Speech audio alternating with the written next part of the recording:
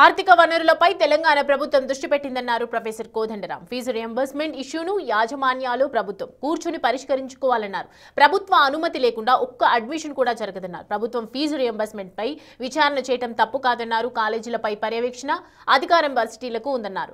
విచారణలు వైరుధ్యాలు పెంచుతాయే తప్ప పరిష్కారం చూపవంటున్న ప్రొఫెసర్ కోదండరాంతో మా ప్రతినిధి Venkat face to face.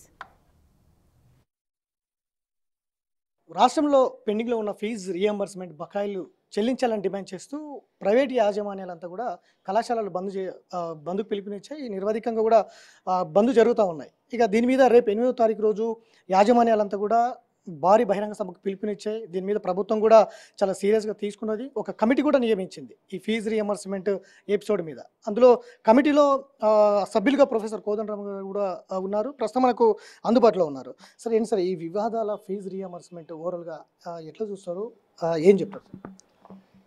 Fee reimbursement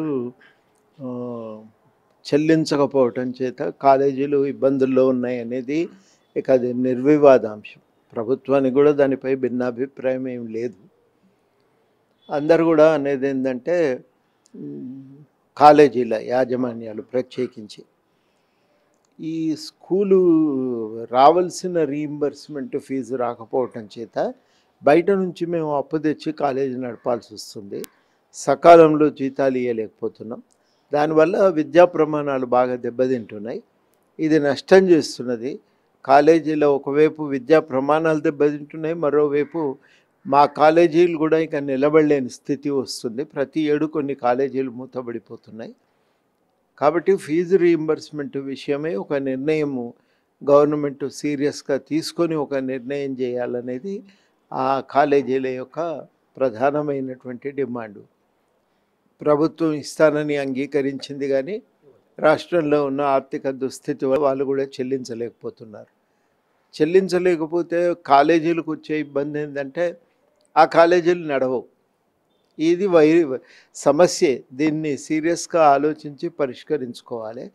మరి పేపర్లో వచ్చిన వార్తల ప్రకారమేమో ఎట్లా చేద్దాం ఈ సమస్యకు అనేది, ప్రధానంగా వనరుల సమీకరణ ఎట్లా చేయాలనేది ఒకటి ఆలోచన ఉన్నట్టుగా అనిపించింది నాకు. ఇంతవరకు నేను జీవో ఆర్డర్ కాపీని అది చూడలేదు. చూస్తే కానీ కళాశాలలు ఇట్లా మూతపడడం సరైందంటారా? ప్రస్తుతం ఏ కాలేజీ కూడా ఇష్టపడదు, మూత పెట్టాలని ఏ కాలేజీ కూడా ఇష్టపడదు. ఎందుకంటే ఆ కాలేజీ విద్యార్థుల పైన వాళ్ళకు ఉండే పట్టు కానీ, కాలేజీలో ఉన్న క్రమశిక్షణ కానీ మళ్ళీ పునరుద్ధరించడం అంత మామూలు విషయం కాదు. అయినను వాళ్ళు సమ్మెకూతున్నారంటే వాళ్ళ పరిస్థితి ఎంత దుర్భరంగా ఉందో కూడా మనం ఆలోచించుకోవచ్చు. కాబట్టి ఈ మొత్తం నేపథ్యంలో ఒక సీరియస్గా రివ్యూ చేసి ఒక నిర్ణయానికి రావాల్సిన అవసరం, ఈ ఫీజు రీయింబర్స్మెంట్ సమస్యకు ఒక తుది పరిష్కారాన్ని ఒకదాన్ని వెతకవలసిన అవసరం అయితే ఉంది. అది నా దృష్టిలో ఇవాళటి పరిస్థితి. యాజమాన్యాలు కూడా చెప్తూ ఉన్నాయి ఫీజు రియంబర్స్మెంట్కి సంబంధించి కళాశాలలన్నీ కూడా విద్యార్థులు లేకుండానే ఫీజు రియంబర్స్మెంట్ తీసుకుంటున్నారు, అక్కడ ఫ్యాకల్టీస్ లేవు, ఇట్లాంటివి కూడా అనేక ఆరోపణలు వస్తున్నాయి యాజమాన్యాలకు సంబంధించిన అంశంలో.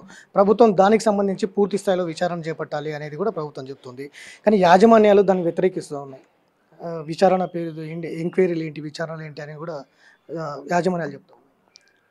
ఏదైనా అడ్మిషన్స్ అనేవి అంతిమంగా గవర్నమెంట్ అప్రూవల్తో జరుగుతుంటాయి. కాబట్టి ఏంటంటే గవర్నమెంటు ఆమోదం లేకుండా ఏ ఒక్క అడ్మిషన్ కూడా జరగదు. మన దగ్గర సెంట్రలైజ్డ్ అడ్మిషన్స్ కదా, ఎంసెట్ ర్యాంకుని బట్టి వాళ్ళు పిలిచి కౌన్సిలింగ్ ద్వారా సెలెక్ట్ చేస్తారు. సెలెక్ట్ చేసి దానికి ఒక 2-3 విడతలు పిలుస్తారు, పిల్లల్ని పిలిచి సెలెక్షన్ చేసి క్లోజ్ చేస్తారు దాన్ని.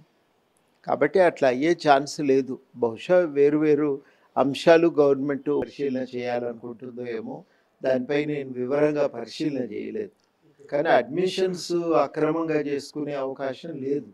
ఏమున్నా మేనేజ్మెంట్ కోటా సీట్ల విషయమే కొంత వివాదం. కానీ మేనేజ్మెంట్ కోటా సీట్లకి గవర్నమెంట్ ఫీజు రీయింబర్స్మెంట్ ఇవ్వదు. రియంబర్స్మెంట్ అడిగితే ఇట్లా ఎంక్వైరీలు విచారణలు చేపట్టడం సరైన అనేది కూడా ఒకవైపు చర్చ జరుగుతుంది. ఫీజు రీయింబర్స్మెంట్ చెల్లిస్తున్నప్పుడు ఎంక్వైరీ చేయటం తప్పని కాదు, కానీ అనుమానించాల్సిన ఆ అడ్మిషన్లను అనుమానించాల్సిన అవసరం అయితే లేదు. అడ్మిషన్లు ఏ అడ్మిషన్లు అయినా కానీ లీగల్గా ఎంసెట్ ద్వారానే జరుగుతాయి. కాబట్టి దాన్ని మనం అనుమానించవలసిన అవసరం ఏం లేదు.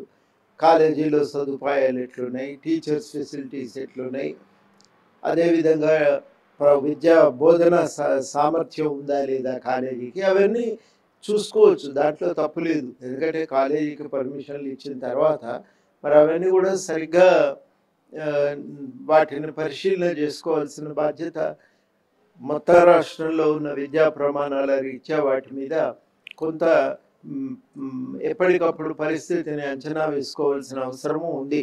దానికి కౌన్సిల్ ఫర్ హైయర్ ఎడ్యుకేషన్ కానీ యూనివర్సిటీలు కానీ వాటికి ఒక బాధ్యత ఉంటుంది. వాళ్ళు వెళ్ళాలి, చెక్ చేసుకోవాలి, ఉన్న టీచర్స్ పరిస్థితి ఏంది, వాళ్ళు తగినటువంటి క్వాలిఫికేషన్స్తో ఉన్నారా లేదా, ఇవన్నీ చెక్ చేసుకోవాలి. అది చెక్ చేసుకోవడానికి చట్టపరమైనటువంటి పద్ధతులు ఉన్నాయి.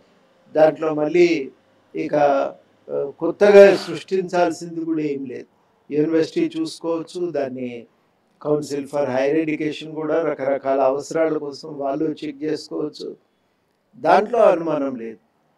ఆ విషయాలపైన ఆల్రెడీ ఒక నిఘా అనేది ఉంది.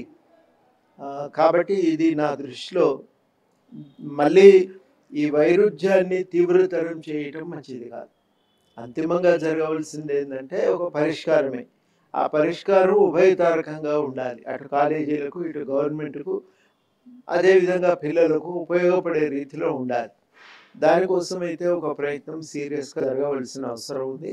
ఆ ప్రయత్నం తప్పకుండా అతి త్వరలో దానికి ఒక పరిష్కారం దొరుకుతుందని నేను ఆశిస్తున్నా, దొరకాలని కోరుకుంటున్నాను. ప్రభుత్వంలో బీఆర్ఎస్ ప్రభుత్వంలో 10 ఏళ్లలో వ్యవసాయం చేయలేని వాళ్ళు కూడా రుణాలు పొందిండ్రు, అగ్రికల్చర్కి సంబంధించి అనేక నిధులు దుర్వినియోగం అయ్యాయి అనేది కూడా ఉంది. సో సేమ్గా ఈ ఫీజు రియంబర్స్మెంట్లో కూడా అట్లాంటిదే నిధులు దుర్వినియోగం జరిగింది అనేది కూడా ఒక చర్చ జరుగుతోంది.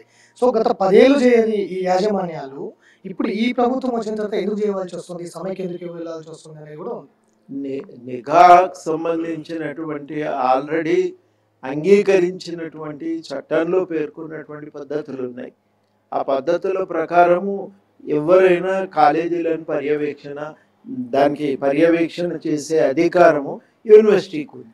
ఆ పర్యవేక్షణ చేయాలి, చేయకూడదని ఎవరన్నా అనటానికి లేదు. తప్పనిసరిగా పర్యవేక్షణ జరగాలి, వాస్తవాలను తెలుసుకోవాలి, సరిగ్గా బోధన జరిగేటట్టుగా కూడా చూసుకోవాలి. ఇవన్నీ అవసరం.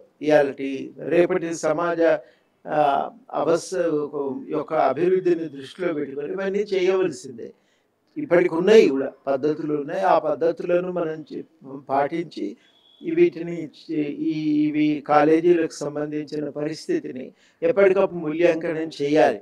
దానికి నేను అనుకోవటం కాలేజీల వైపు నుంచి కూడా అభ్యంతరం ఏమి ఉండదనే అనుకుంటున్నాను. ఇప్పటికి కూడా వాళ్ళు సహకరిస్తూనే ఉన్నారు. ప్రతి సంవత్సరం జరుగుతుంది, వాళ్ళు సహకరిస్తూనే ఉన్నారు. ఇది ఈ పర్యవేక్షణ వేధింపులకు దారితీయరాదనేది ఒకటే కాలేజీల వైపు నుంచి ఉన్న అభ్యంతరం. ఇవాళ ఏంటంటే అంతిమంగా ఇంజనీరింగ్ ఎడ్యుకేషన్ అనేది ఒక మంచి రాష్ట్రం యొక్క అభివృద్ధికి అది ఒక మూల స్తంభంగా నిలిచింది. ఆ విద్యా వ్యవస్థ, అదేవిధంగా డిగ్రీ విద్యా వ్యవస్థను మనం కాపాడుకోవాలి. ఈ పూర్తిగా ప్రైవేట్ మీద ఆధారపడటమే గతంలో ప్రభుత్వాలు చేసిన పెద్ద తప్పిదం. ప్రభుత్వమే కనుక సొంతంగా కాలేజీలు పెట్టి మంచి ప్రమాణాలతో విద్యను అందిస్తే అంతిమంగా ఏమైతే అంటే ఆ ప్రమాణాలను ప్రైవేట్ కాలేజీలు కూడా పాటించవలసి వస్తుంది.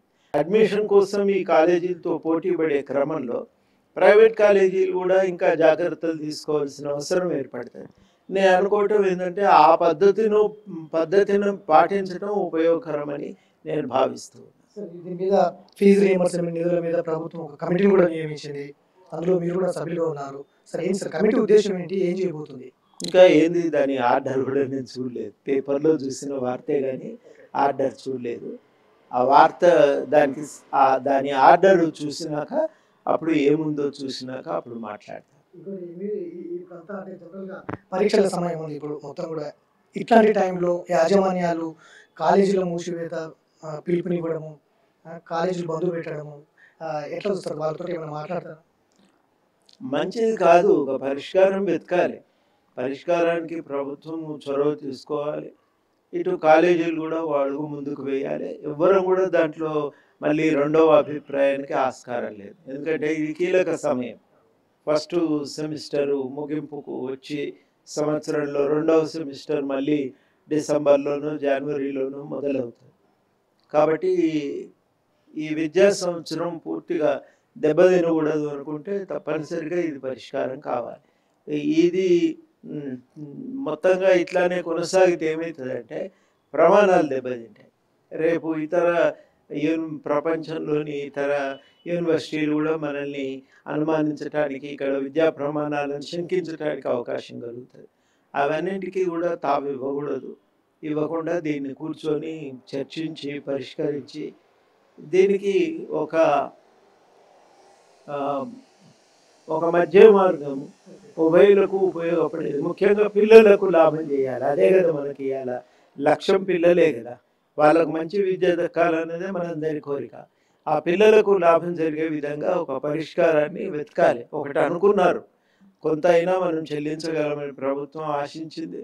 కానీ పాత ప్రభుత్వం నుంచి వీళ్ళకు దక్కినటువంటి అప్పుల కారణంగా వీళ్ళు కూడా ఏం చేయలేని పరిస్థితి ఉంది. కాబట్టి ఓవరాల్గా రేపు జరిగే 8వ తారీఖు సమ్మెకి వెళ్తున్నారు వారు. బహిరంగ సభ కూడా పిలుపునిచ్చారు. ఇప్పటికీ 2 రోజులు 3 రోజులు అవుతుంది కళాశాలలు బంద్ పెట్టి.